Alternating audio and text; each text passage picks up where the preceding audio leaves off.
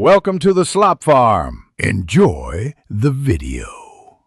You begin by confirming you have the Aadhaar number and the mobile ready. This is essential because the process uses a one-time password. Once done, dial the prescribed linking UST or visit the operator's linking portal. Choose Aadhaar linking. Enter your 12-digit Aadhaar and the mobile number you want to link, then request the OTP. Make sure your phone has signal and is not using call barring, otherwise you won't get the code needed to proceed.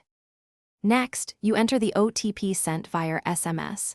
Enter it carefully because it often expires quickly. If the operator requires biometric authentication, go to a nearby store or service center and present your Aadhaar for biometric match. This prevents fraud.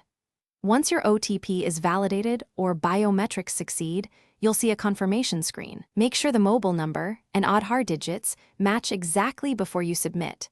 Typos are the most common cause of rejection. To finish, wait for the final confirmation SMS, which contains the request ID.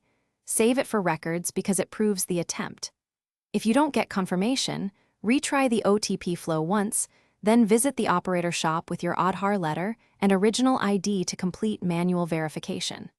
If problems persist, check that your mobile is active and that the Aadhaar name and number exactly match operator records. Mismatches and inactive SIMs are the usual culprits. Ask for escalation if needed. Thanks for watching. Consider subscribing if we helped you today.